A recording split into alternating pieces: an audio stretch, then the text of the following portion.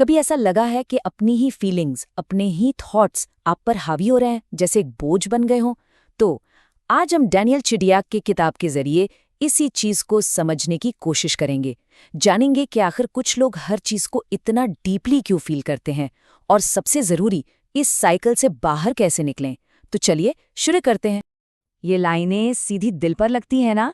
किताब की शुरुआत ही उस एक पॉइंट से होती है, उस एक लम्हे से, जब इंसान सोचता है बस अब और नहीं सहा जाता। तो चलिए सबसे पहले ये समझते हैं कि ये ओवरवेल्म होने की, बोझिल महसूस करने की फीलिंग है क्या। कैसे रोज की छोटी छोटी बातें भी कभी कभी इतनी बड़ी लगने लगती हैं कि वो हमें अंदर तक थका देती हैं। किताब में लेखक अपना ही एक किस्सा बताते हैं।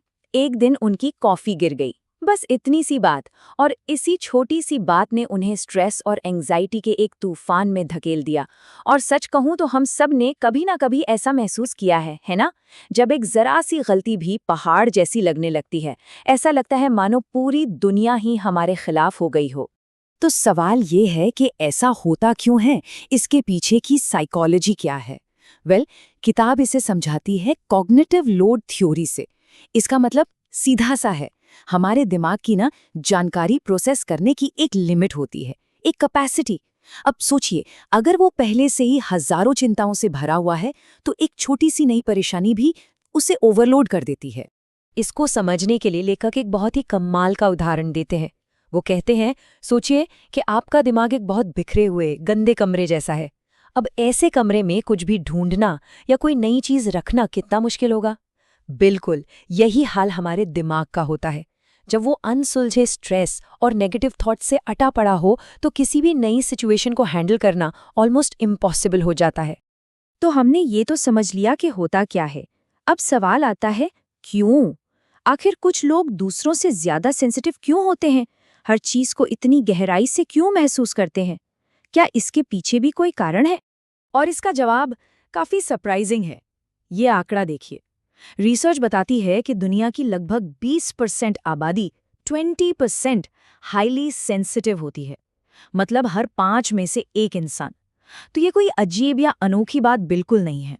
और सबसे जरूरी बात जो हमें समझनी है, वो ये है कि एक हाईली सेंसिटिव पर्सन या HSP होना कोई कमी या बीमारी नहीं है।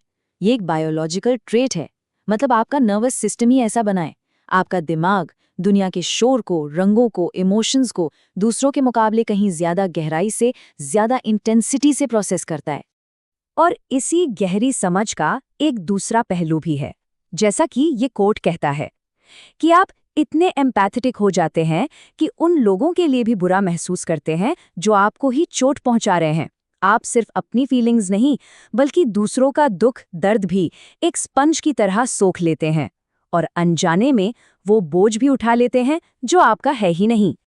अब आते हैं उस चीज पर जो इस पूरे बोझ को, इस सेंसिटिविटी को और भी मुश्किल बना देती है, और वो है हमारे दिमाग का खुद के लिए एक जाल बुनना, जिसे हम कहते हैं ओवरथिंकिंग, ज्यादा सोचने की आदत। तो सवाल ये है कि हमारा दिमाग खुद को इस एंग्जाइटी लूप में फंसाता कैसे है? ये है क्या, ये चिंता और ओवरथिंकिंग का चक्र जिसमें हम बार बार गोल गोल घूमते रहते हैं? किताब में इसे एक दलदल का उदाहरण देकर समझाया गया है। बहुत सही उदाहरण है। सोचिए, पहला स्टेप, आपका दिमाग किसी एक चिंता को पकड़ लेता है। दूसरा, वो उस चिंता को स्ट्रेस से और बड़ा करता है। तीसरा, वो आपको यकीन दिलाता है कि इसे सॉल्व करना ही पड़ेगा। और चौथा, आप जितना ज्यादा इससे निकलने के लिए हाथ पैर मारते हैं, उतना ही गहरा धंसते चले जाते हैं।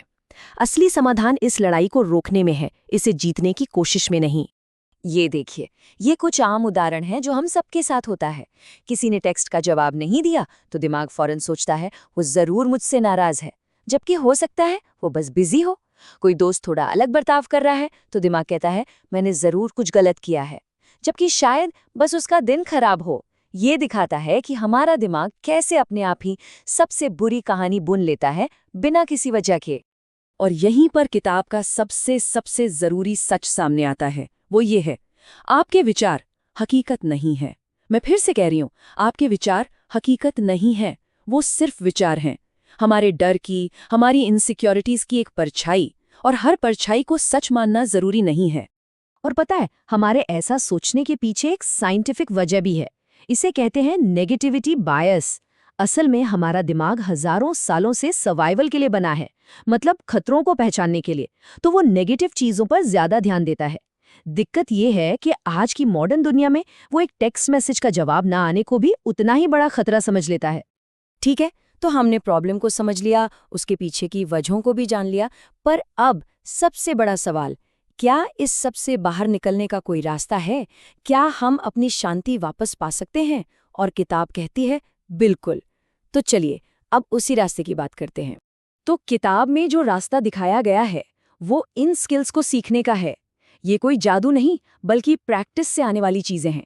जैसे कि छोटी छोटी बातों को अपना पूरा दिन बर्बाद करने से रोकना, बिना किसी गिल्ट के अपनी हेल्दी बाउंड्रीज बनाना, मतलब आराम से नहीं कहना सीख पाना।